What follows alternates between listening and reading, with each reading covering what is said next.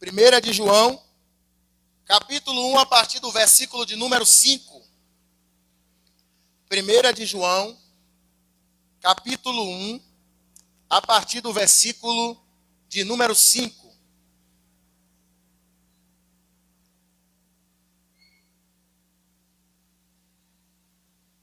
Hoje nós vamos falar sobre comunhão, reflexo de quem anda na luz. Comunhão, reflexo de quem anda na luz. 1 de João, capítulo 1, a partir do versículo de número 5. Os irmãos acharam, diga achei. Quem não achou, diga estou à procura. Quem procura?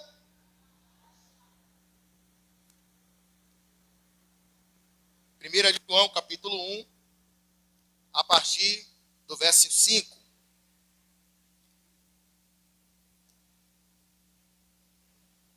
Santo Deus e eterno Pai, graças te dou, porque tu és um Deus que é digno de receber toda a honra, toda a glória e todo o louvor. Reconheço minha inadequação, reconheço a minha total dependência do Senhor nessa noite. E lhe peço, Pai, que em nome do teu Filho Jesus Cristo, fala aos nossos corações. Edifica-nos em tua palavra. A tua palavra é a verdade à qual devemos, de fato, dar o devido crédito, a verdade à qual devemos nos submeter. Obrigado pela vida de cada irmão e cada irmã que aqui está. Obrigado pela vida daqueles que nos visitam. Obrigado, Senhor, pela vida daqueles que nos acompanham na sua casa, através das redes sociais, seja Facebook, YouTube. Fala aos nossos corações. Que saiamos daqui nessa noite edificados em Cristo. Não edificados em uma placa denominacional, mas edificados na pessoa de Jesus Cristo. Nós oramos, Senhor, pela vida da Rayane, que teve o prazer de nos visitar e está sofrendo uma dor terrível, com a pedra no rim, e ela está nos acompanhando agora em sua casa. Não precisamos estar lá, porque o Senhor não depende de distância. O Senhor é um Deus de perto, também é Deus de longe. Basta uma palavra. Que o Senhor possa trazer o seu bálsamo, trazer a cura, para que ela de fato possa ser restabelecida na sua saúde física. Glorifica, Deus, o teu nome, porque tu és um Deus que tem cuidado de nós. Tu és um Deus que tem suprido as nossas necessidades. E como sempre nós oramos, Senhor, tu és o patrão aqui nesse lugar. Tu és o patrocinador aqui nesse lugar. É o Senhor que governa todas as coisas. Nós somos apenas teus servos. Eu sou co-pastor do bom pastor, que é o Senhor Jesus. E nós glorificamos ao teu nome. Essa é a nossa oração, em nome de Jesus. Amém. Comunhão, reflexo de quem anda na luz. Está escrito, 1 de João, capítulo 1, a partir do verso 5. Esta é a mensagem que ouvimos dele e que agora lhes transmitimos. Deus é luz, e nele não há escuridão alguma. Portanto, se afirmamos que temos comunhão com ele, mas vivemos na escuridão, mentimos e não praticamos a verdade. Mas, se vivemos na luz, como Deus está na luz, temos comunhão uns com os outros.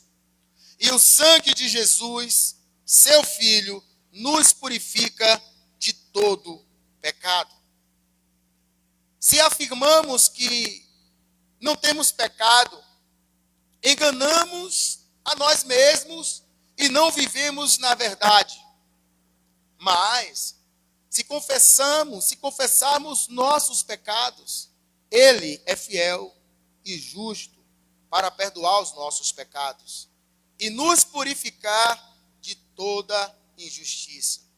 Se afirmamos que não pecamos, chamamos Deus de mentiroso e mostramos que não há em nós lugar para a sua palavra. Você pode dizer amém? Comunhão. Reflexo de quem anda na luz. Nós lemos uma porção da primeira carta de João, primeira de João, seu capítulo 1, a partir do versículo de número 1. E essa carta, ela é interessante, esse texto que nós acabamos de ler, porque não é suficiente nós verbalizarmos, propagar, proclamar que somos da luz. Falar que é da luz não resolve o problema. Falar que nós somos filhos de Deus não resolve o problema. Tem que ter fruto. A Bíblia diz que pelo fruto você conhece a árvore. Se você olha e você percebe que tem maçãs, você não vai dizer que é uma mangueira, um pé de manga, um pé de jaca, porque tem maçã. Porque o fruto vai dizer que árvore é aquela. A árvore, ela é identificada também, principalmente, pelos seus frutos. E uma das grandes realidades que a igreja vive hoje é a ausência da comunhão. A ausência da comunhão tem sido uma realidade em muitas igrejas locais. Na quarta-feira estávamos juntos, foi um culto maravilhoso. Inclusive, quero aqui abrir um parêntese e sinalizar que nas próximas quarta-feiras nós vamos estar falando sobre o fruto do Espírito Santo. Cada quarta-feira vamos falar de uma característica do fruto do Espírito Santo. Vamos falar sobre o amor. Um exemplo. Após falar sobre o amor, nós vamos orar para que esse amor seja aperfeiçoado em nós. Quando a Bíblia fala do amor, que amor a Bíblia está falando? No mínimo aqui a gente pode falar do amor eros, do amor filéu, ou do amor ágape, ou HP, vai depender do seu grego. O amor filho é um amor de amigo, de consideração. O amor eros, sexo oposto. O amor ágape, sacrifício. Quando a Bíblia fala em amor, que amor a Bíblia está querendo falar? Em uma certa ocasião, Jesus chega para Pedro e pergunta: Pedro, tu me amas? Sim, Senhor. Pedro, tu me amas? Sim, Senhor. Pedro, tu me amas? Alguns estudiosos acreditam que aquela terceira fala é como se Jesus estivesse baixando o nível, saindo do amor de sacrifício e indo para o amor de consideração. Pedro, tu filéu, ou seja, no mínimo você me considera. Quando a Bíblia fala em amor, qual é o amor que a Bíblia está falando? Nós vamos também separar uma quarta-feira para falar sobre longanimidade. O que é longanimidade? O que é ser longânimo? E após a mensagem vamos orar para que a longanimidade seja aperfeiçoada em nós. O Espírito Santo, ele habita na vida do crente. É importante te falar isso. Se você entregou a sua vida a Jesus e de fato você se arrependeu verdadeiramente dos seus pecados, você é selado pelo Espírito Santo. O Espírito Santo habita em você.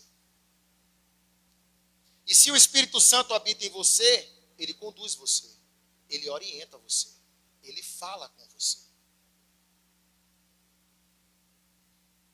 Mas a gente precisa entender por que esse amor não flui. Porque essa longanimidade não flui. Porque essa benignidade não flui. Porque o domínio próprio não flui. Encontramos cristãos que estão na caminhada cristã há um tempo, ele diz que o Espírito Santo habita nele, mas ele não tem domínio próprio. A gente precisa investigar isso aí. E é isso que a gente vai fazer nas quarta-feiras. Nós vamos fazer uma investigação. Para que o domínio próprio, de fato, seja perceptível, seja percebido na minha vida e na sua. fecha parênteses. Volta para a mensagem. Então a gente precisa compreender que a comunhão, ela não pode ser algo ausente da vida prática da igreja. E João, ele vai dizendo que Deus é luz. Entenda Deus é luz como um atributo, tá? Porque você pode dizer Deus é luz, Deus é amor. Estamos falando dos atributos de Deus. E a luz é um atributo de Deus também. Deus é luz. O Deus que nós servimos é luz. Deus é luz. E nele, em Deus, não há trevas. Nele, em Deus, não há escuridão. Porque Deus é luz. Portanto, se afirmamos que temos comunhão com Ele, mas vivemos na escuridão, mentimos. Mentir é pecado. E mentir aqui nesse aspecto não é contar uma mentira tipo: alô, seu pai está em casa? Não, meu pai saiu. E o pai estando em casa. Não é dessa mentira. Aqui é vida. É alguém que diz que tem comunhão com Deus, que é luz, mas ele tem uma forma de viver ausente desse Deus que é luz. É alguém que diz que tem comunhão com Deus, mas ele vive na escuridão. Ele vive em trevas. Qual é o nome que nós podemos dar para isso aqui? Incoerência. É incoerente. Não se encaixa. Porque Deus é luz. E se de fato nós temos comunhão com Deus, que é luz, nós não podemos andar na escuridão. Quero ler um texto da palavra de Deus para corroborar com essa linha de raciocínio, para que possamos de fato entender e compreender o que a palavra do Senhor quer dizer para nós. Está em Efésios capítulo 5, a partir do verso de número 6. Não se deixe enganar por palavras vazias, pois a ira de Deus virá sobre os que lhe desobedecerem. Não participem do que essas pessoas fazem, pois antigamente vocês estavam mergulhados na escuridão, mas agora têm a luz no Senhor. Vivam, portanto, como filhos da luz. Pois o fruto da luz produz apenas o que é bom, justo e verdadeiro. O fruto da luz produz o que é bom, o que é justo e o que é verdadeiro.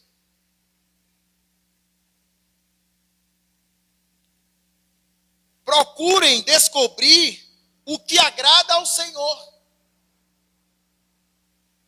Não participem dos feitos inúteis do mal e da escuridão. Antes, mostrem sua reprovação, expondo-os à luz. É vergonhoso até mesmo falar daquilo que os maus fazem em segredo. Suas más intenções, porém, ficarão evidentes quando a luz brilhar sobre elas, pois a luz torna visíveis todas as coisas. Por isso se diz: desperta, você que dorme, levanta-se dentre os mortos e Cristo o iluminará. A luz expõe as trevas. Porque aquilo que está oculto na escuridão, diante da luz, se torna percebido. Se torna perceptível. Ou seja, a proposta do Evangelho é transformar o caráter do homem. Não é transformar a condição financeira. A proposta do Evangelho é transformar um mau caráter em um caráter semelhante ao caráter de Cristo Jesus. Agora, existem pessoas que quando têm esse contato verdadeiro com o Evangelho, no qual ela é beneficiada por um caráter transformado, a vida financeira dela muda para melhor. Acontece. Porque era um indivíduo que gastava dinheiro naquilo que era pão e o fruto do trabalho naquilo que não gera resultado algum. Mas agora, quando ele tem um Evangelho, ele agora muda toda a sua forma de viver. Ele agora gasta o dinheiro naquilo que realmente deve ser gasto. Ele agora investe o dinheiro realmente onde deve ser investido. A vida social dessa pessoa, ela muda, porque ela agora tem uma boa relação com a sua vizinhança. Até com os vizinhos maus. Porque mudou a mente.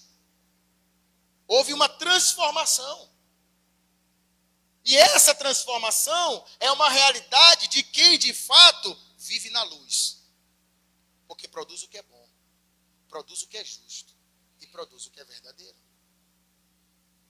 Então, se você perguntasse para mim, com base no texto que estamos lendo hoje, com base na mensagem a qual estamos pensando hoje, se você perguntasse para mim e falasse, pastor, eu tenho dúvida se realmente eu vivo na luz, eu perguntaria para você, você está fazendo o que é bom? Você está fazendo o que é justo? Você está se inclinando para aquilo que de fato é autêntico, aquilo que é cristalino, aquilo que é real, aquilo que é verdadeiro? Porque um indivíduo, ele pode ser um dependente do cigarro e deixar de fumar cigarro, mas isso não faz ele ser filho da luz, não torna um filho da luz. Ele mudou o seu comportamento, ele mudou a sua dependência.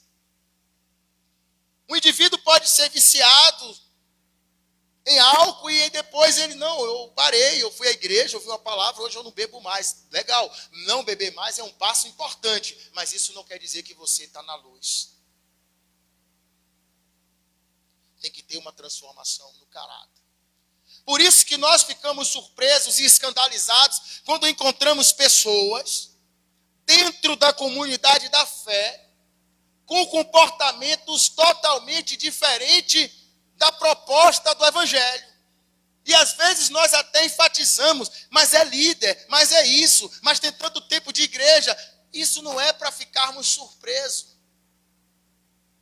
Porque tem essa realidade, existe essa possibilidade de alguém ter um longo tempo de fé, mas não teve um caráter transformado, porque ele teve um encontro com a denominação, mas não teve encontro com Deus que é luz, e que nele não habita trevas alguma. E aí a gente precisa entender que o Evangelho ele é confrontador, o Evangelho confronta, o Evangelho ele é tão confrontador que ele interfere na minha vida pessoal. O Evangelho interfere na minha vida pessoal. O Evangelho interfere na vida pessoal daquele que se dispõe a seguir a Cristo. Lembra daquela ocasião na qual Jesus está ali, e aí vem um jovem, mestre, bom mestre. Aí Jesus olha para ele e fala, não me chame de bom, porque bom é Deus. Eu fiquei pensando nesse texto, né? E quando a gente lê um texto, a gente pensa sobre o texto. Claro que nosso pensamento não pode ser a verdade absoluta, mas você tem que pensar sobre o que você lê. Se você lê uma matéria do jornal, você pensa sobre a matéria.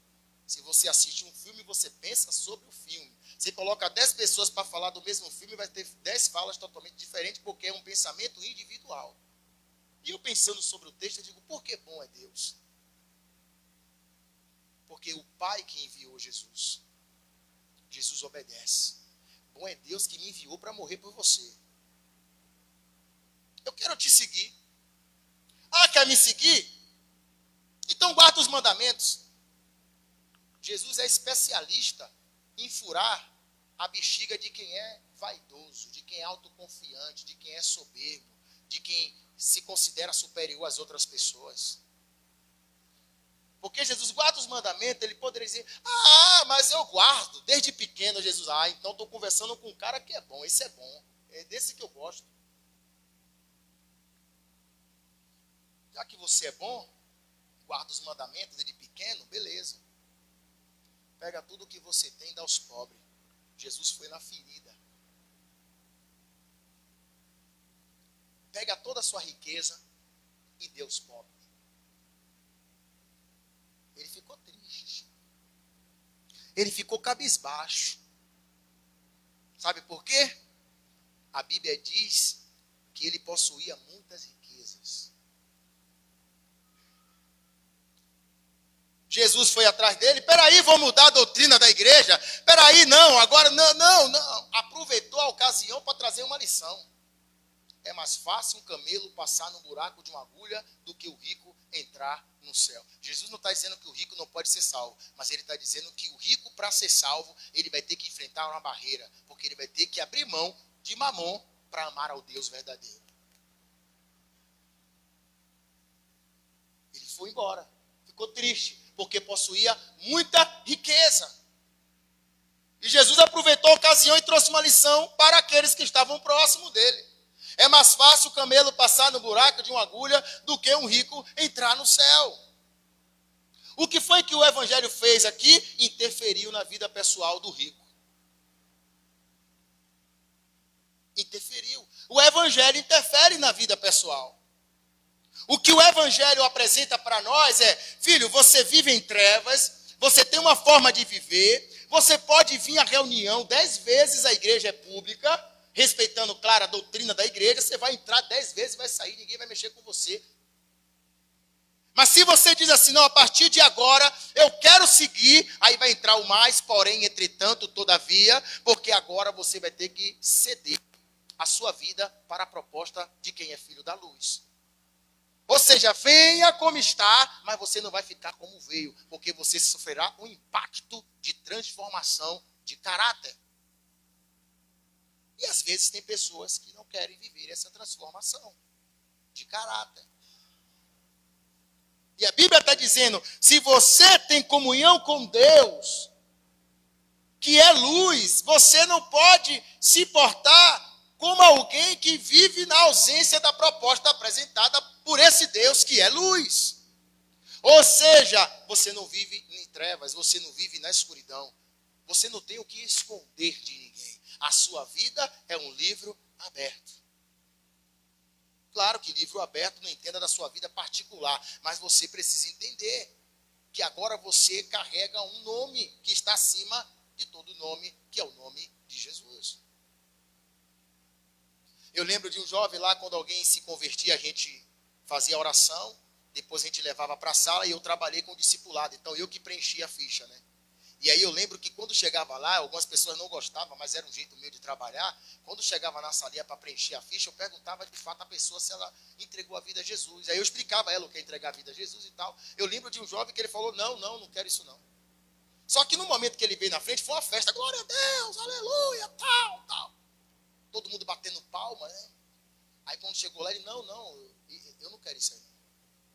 Só porque eu falei para ele, cara, a partir de agora, Deus vai mandar em você. A partir de agora, a gente vai te acompanhar, vai te discipular, te vai dar todo o apoio. Mas a partir... Não, isso aí não, só quero só uma oração. Pronto, não vou negar a oração, vamos orar pelo irmão. Então, oramos por ele, ele entrou pela porta da frente, saiu pela porta do fundo. Por quê? Porque tem pessoas que elas querem viver a vida cristã de qualquer maneira. É inegociável. Todo mundo peca, todo mundo erra, todo mundo tem falha. Mas uma coisa é você falhar, reconhecer o que falhou, buscou outra coisa assim, não, eu sou assim, e é a minha vida e acabou, e ninguém manda em mim. Não, filho, você está no lugar errado. Você está no lugar errado. Se você trabalha em uma empresa, essa empresa tem uma farda, vá sem farda. Só se a empresa não usa farda, mas se tiver uma farda, você tem que usar farda. Porque aquela empresa tem um padrão. Aquela empresa tem um horário. Aquela empresa tem regras. O evangelho Ainda que é a graça de Deus, é pela graça, a gente não paga nada para ser salvo. Você não precisa subir uma escadaria de joelhos, você não precisa ficar 2 horas de relógio ajoelhado sobre o milho. Ainda que seja pela graça, um favor imerecido. Mas aquele que vive da graça tem uma forma de viver que aponta para tal graça que o transformou. Deus é luz, irmãos. O Deus que você serve é luz. E nele não há escuridão, portanto, se afirmamos que temos comunhão com ele, mas vivemos na escuridão, mentimos.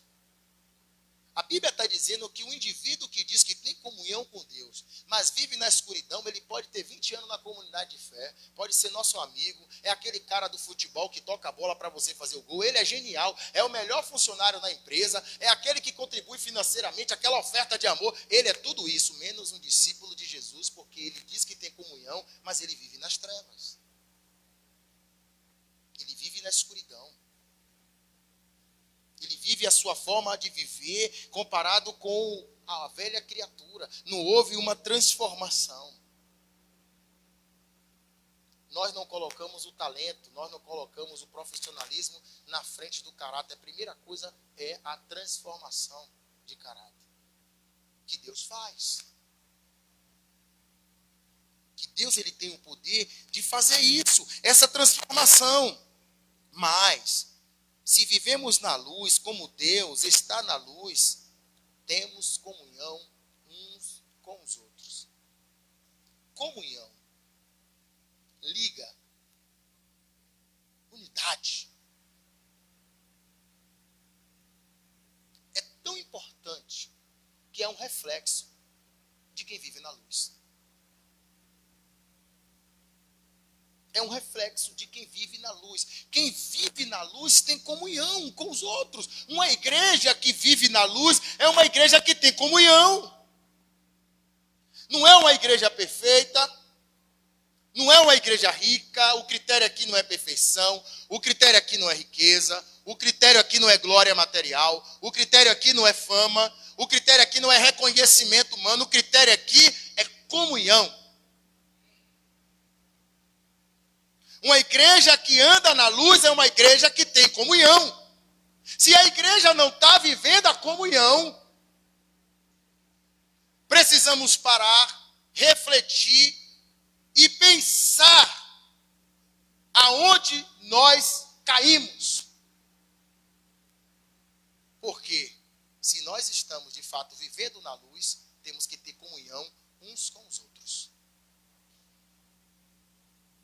E isso, irmãos, é o magnífico do Evangelho. Porque o Evangelho é tão poderoso. Eu não quero falar sobre o mar vermelho que abriu e o povo passou. Eu não quero falar sobre a ressurreição de Lázaro. Eu não quero falar da mulher que tinha um fluxo de sangue, que há 12 anos sofria daquele mal. Tudo isso é algo sobrenatural, mas eu quero falar de algo sobrenatural dentro do nosso contexto. O Evangelho é tão poderoso, tão magnífico, terrível no aspecto positivo da coisa, que ele coloca você para andar em comunhão comigo. Que talvez tínhamos tudo para estarmos no norte e no sul, mas estamos ligados um ao outro, porque o Evangelho, que é o poder de Deus, ele nos transformou a tal ponto de vivermos unidos, independentemente das falhas, das individualidades e das nossas debilidades. O Evangelho é poderoso, faz o milagre da unidade da igreja. Unidade. Para vivermos ligados um ao outro. Isso é milagre de Deus. Isso é o milagre do Evangelho, de gerar essa unidade na vida da igreja. De estarmos em comunhão. Você consegue imaginar uma igreja chegar a um nível de dizer a sua dor é a minha dor?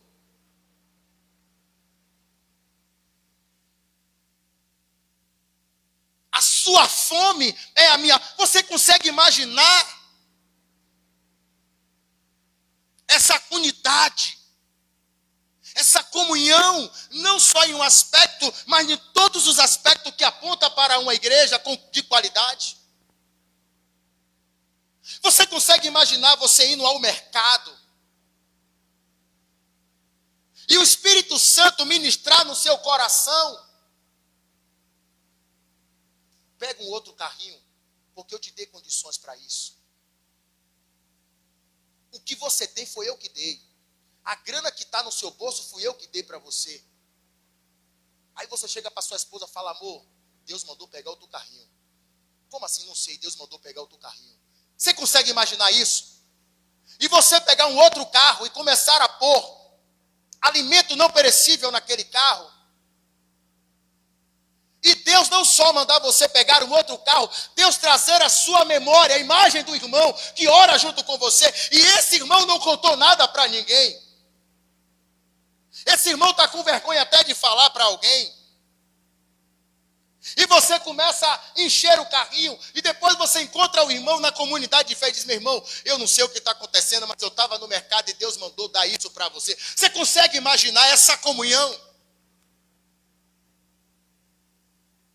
Você consegue imaginar você acordar na madrugada e procurar uma barata e o Espírito Santo: filho, não tem nada a ver com barata, porque na sua casa tem desinfetante até demais, tem Baygon até demais.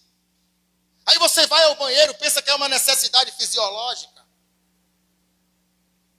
E o Espírito Santo: filho, não é necessidade fisiológica. Eu estou chamando você agora para o quarto de oração, para orar por aquele adolescente da igreja. E você começar a orar por alguém que você só vê no culto, que você nunca conversou, que você nunca abraçou, que você nunca apertou a mão. E na medida que você orar, você começar a chorar. E depois aquele adolescente testemunhar que naquela noite específica, Deus deu um grande livramento para ele.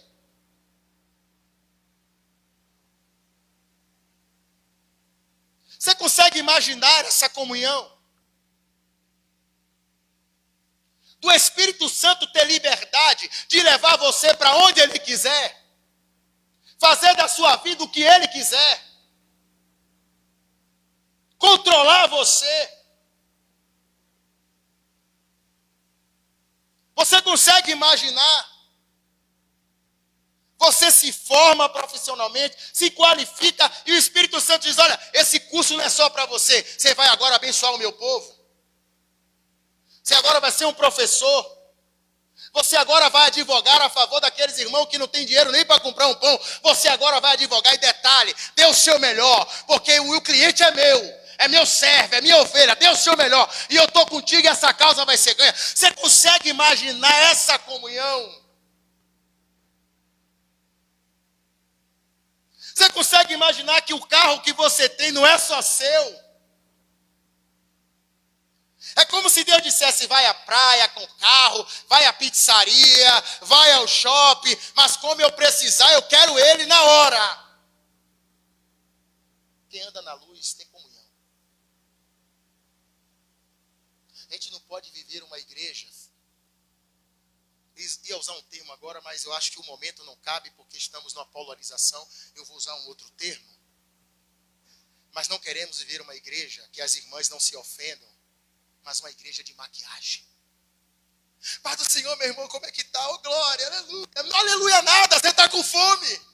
Aleluia nada, seu marido quer ir embora da sua casa. Aleluia nada, seu filho está preso lá fora. Não, a igreja que tem comunhão, a sua dor é a minha dor, a sua fome é a minha fome, a sua luta é a minha luta, a sua alegria é a minha alegria, porque é a realidade de quem vive na luz. É a realidade de quem vive na luz.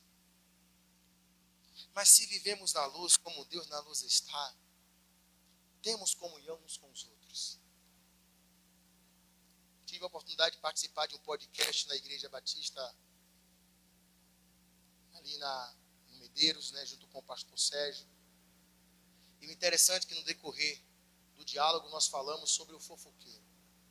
Tem irmãos que são disciplinados porque traiu, Tem irmãos que são disciplinados porque fez besteira, se embriagou, comprou e não pagou. Mas eu nunca tive a experiência de ver um irmão sendo disciplinado porque fofocou. Ah, o irmão está na disciplina por quê? Porque fez uma fofoca. Porque falou que não deveria falar. Enquanto nós estamos mirando, preocupados com esses pecados morais, o fofoqueiro às vezes passeia no arraial e causa destruição. Causa divisão. E um reino dividido, ele não subsistirá. Se você for até pegar os contextos de história, sempre vai ter alguém do meio que trai. Por isso que o nome é traição. A palavra traição não é só no sentido de que fez algo que não deveria. É porque a traição só pode vir de alguém que te conhece. Quem não te conhece não te traiu. Só trai quem conhece. Só trai quem é íntimo. Porque quem te conhece sabe as suas falhas, sabe as suas fraquezas, sabe as suas debilidades. Por isso que é traição. Porque é alguém que não deveria. Jesus foi o quê? Traído. Quem traiu Jesus? Judas. Quem era Judas? Andava com ele. Sabia onde ele dormia, sabia o que ele comia, sabia de tudo. Levou para o lugar certo. Claro que ele poderia ser pego em qualquer momento, que ele não andava assustado, ele andava livremente, mas para se cumprir as escrituras. Traição. Às vezes, devemos nos perguntar, essa informação que está chegando, é uma informação de quem anda na luz? Ou é uma informação que vai gerar divisão para o corpo de Jesus? Porque precisamos ter comunhão. Tem um livro muito conhecido, principalmente os políticos adoram ler esse livro. É livro de cabeceira dos políticos, Maquiavel. E um dos conselhos de Maquiavel é divida para conquistar. Quer conquistar o povo? O conselho de Maquiavel é, a primeira coisa que você tem que fazer para dividir, para conquistar um povo, é divida o povo, coloca um contra o outro. Aí o povo fica dividido, enfraquece, o inimigo vem e toma tudo. Dividir para conquistar. Maquiavel, ele dá esse conselho. Divida e depois conquiste. Dividir para conquistar. Se a sua casa estiver dividida, o diabo vai conquistar a sua casa. Se você não é um com sua esposa, ele vai conquistar o seu casamento. Se uma igreja estiver dividida, o diabo divide. Se uma empresa estiver dividida, ela vai à falência. A Torre de Babel foi um projeto tão elaborado que chama a atenção de Deus. Desçamos e confundamos as línguas dos homens, porque eles estão fazendo algo em comum. Nada iria parar aquela construção. Ainda que no seu término ele não chegasse ao céu, mas eles não iriam parar.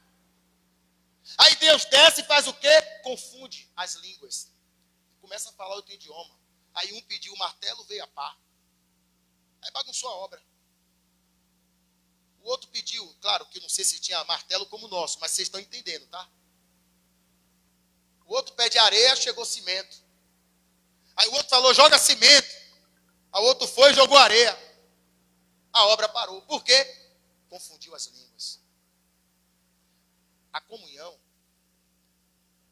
é o oposto disso. Se nós não vivermos em comunhão, vamos estar com a obra parada. Mas quando nós vivemos em comunhão, a obra avança. Porque a comunhão é um reflexo de quem anda na luz. Quem anda na luz não provoca divisão, meu irmão. Quem anda na luz não provoca divisão, não gera divisão, não projeta divisão. Eu aponto 2 aspectos para o nosso crescimento em Cristo. 2 aspectos. O primeiro aspecto, não provoca divisão porque ele é da unidade. O segundo aspecto é o Espírito Santo que conduz o irmão e a irmã. O Espírito Santo mora em você. E por isso que você busca o que é bom, o que é justo e o que é verdadeiro. A comunhão. Mas se ficarmos divididos, já era. Se o casamento estiver dividido, já era. Eu lembro quando eu conheci Tamires, eu ainda estava estudando. E graças a Deus, tudo que a gente faz é assim, alinhado. Só para os irmãos terem noção, antes de ser ordenada a pastor, eu chamei minha esposa para conversar. Antes de ser ordenada a pastor. Eu estava na faculdade ainda. Eu falei para ela, amor, vamos sentar aqui para bater um papo? Vamos conversar? Eu estou trilhando para o ministério pastoral. A gente tem uma experiência de acompanhar vários pastores, amigos nossos, e a gente sabe que é um caminho árduo. E aí eu fiz todas as observações, ó. Amor, você está de acordo?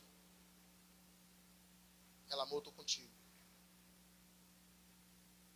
Porque tem pastores que a mulher quer viver uma vida, não quer ter uma responsabilidade espiritual.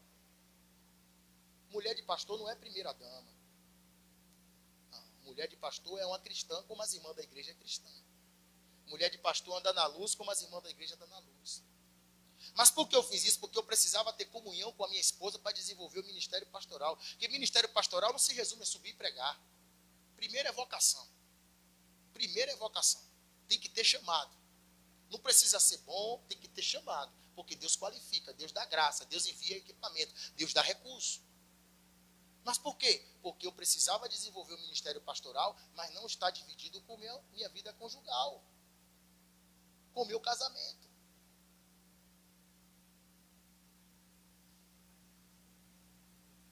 É uma realidade. Porque se dividir, não flui.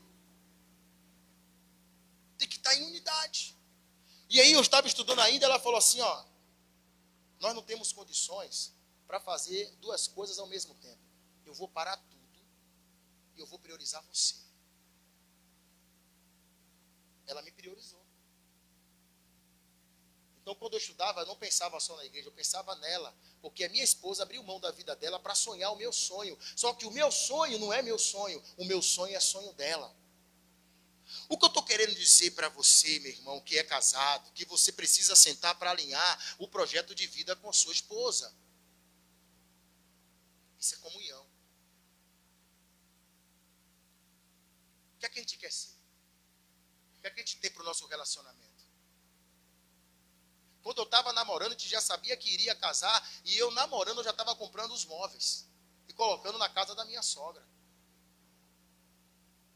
Propósito. É uma vida com propósito. Mas tudo isso foi o quê? Comunhão.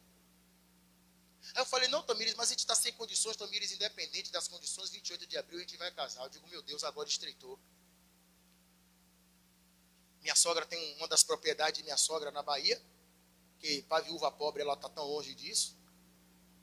A minha sogra falou assim, meu filho, eu vou ceder para você o apartamento. Aí também ele falou, já tem um apartamento que eu prego, mas quem tem fé é ela. A gente coloca um papelão, a gente vai dormir lá e vai desenvolver nossa vida. Aí Deus começou a prover. Está faltando o quê? Precisa de quê? Começou a prover. Mas tudo isso foi em comunhão. Às vezes tem casais que ganham bem, tanto o marido quanto a mulher, mas não chega em lugar nenhum. Sabe por quê? É um casamento dividido. É um casamento sem diálogo. É um casamento sem conversa. É um casamento sem respeito. É um casamento sem unidade. Não é a quantidade, é o foco, é o propósito. Comunhão é um reflexo de quem anda na luz. Precisamos viver essa comunhão. Eu preciso viver essa comunhão. Você precisa viver essa comunhão. E o Evangelho, ele tem esse poder de transformar-nos a tal ponto de vivermos em unidade um com o outro. Agora, se eu digo que eu ando na luz e não tenho comunhão, é questionável. É questionável. Porque se você diz que anda na luz, você precisa entender que a comunhão é uma realidade a qual você deve viver. Porque Deus é luz e não habita nele trevas alguma. Se afirmamos que não temos pecado, enganamos a nós mesmos e não vivemos na verdade, mas se confessarmos nossos pecados, ele é fiel e justo para perdoar nossos pecados e nos purificar de toda injustiça. Eu não vou perguntar, quem não tem pecado, atira a primeira pedra, porque vai que tem alguém aí que acredita e dá uma pedrada no pastor. Mas talvez, meu irmão, você se considere o crente inferior. Talvez quando você olha para você, você diz, não, eu não mereço estar entre esses irmãos, eu não mereço esse amor. Mas eu quero te encorajar nessa noite. Ele é fiel e justo para perdoar os seus pecados e purificar você de toda injustiça. Quando Jesus veio ao mundo morrer por mim e por você, ele já sabia que você estava sujo. A sua sujeira espiritual não é um escândalo para o Criador. Ele veio para isso. Ele veio para nos purificar. Ele veio para nos resgatar. Ele veio para nos tomar de volta. Lembra uma história que eu estava lendo de um jovem que ele fez um barquinho e ele brincando na chuva com o barco e passa uma água muito forte e leva o barco desse jovem. Ele perdeu o barquinho dele. Passa-se os dias, ele está passando em frente a uma loja e ele viu o quê? O barquinho. E quando ele olhou para o barquinho, ele falou, não, esse barco era meu. Esse barco é meu. Conversou com o dono da loja falou, não. Ele perguntou, quanto é o barco? O barco ao dono da loja é X. Ele comprou o barco, que já era dele. Você é de Deus. E se os pecados levou você para longe de Deus, e se você está perdido no mar do pecado, Ele comprou você de volta com o sangue dele para resgatar você, porque você é de Deus. Como nós aprendemos hoje na escola bíblica dominical, no nosso pré-vestibular espiritual, a EBD é um pré-vestibular para o crente, que Deus injetou no nosso coração a eternidade. Por isso que se você chegar no meio do mato, no meio de um povo primitivo que nunca viu igreja, que não sabe nada, ele está adorando um pedaço de madeira. Ele está ali adorando uma pedra. Como assim? Quem falou sobre adoração? Há uma necessidade no homem de se submeter a um Todo-Poderoso. E às vezes as pessoas não têm o conhecimento, ela busca madeira, ela busca pedaços de pedra, mas esse vazio só vai ser preenchido quando o Espírito Santo selar o homem e habitar no coração.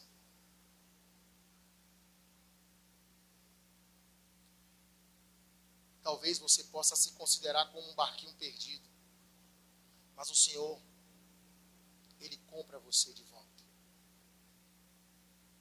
Se de fato nós estamos na luz, vamos viver essa comunhão.